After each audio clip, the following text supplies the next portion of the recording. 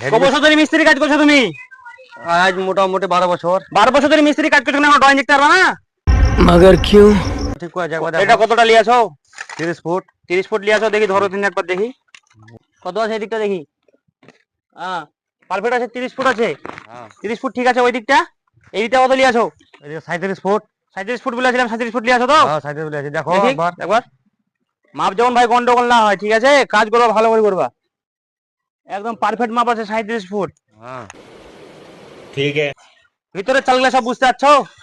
বুঝতে পারছি, কিন্তু বুঝান দিলে বেশি ভালো হবে। আবার বুঝতে হবে। হুম।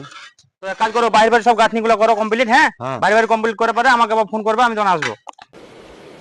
ठीक है। আর ডাউট হলে পরে আমাকে জিজ্ঞাসা করবো, আমি সব বলে দেবো। अच्छा।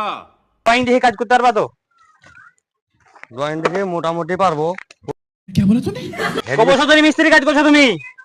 আজ মোটামুটি 12 বছর। 12 বছর ধরে মিস্ত্রি কাজ করছো, এখন ড্রয়িং দেখতে পারবা না? ড্রয়িং আমরা তো তোমাদের মতো পারবো না।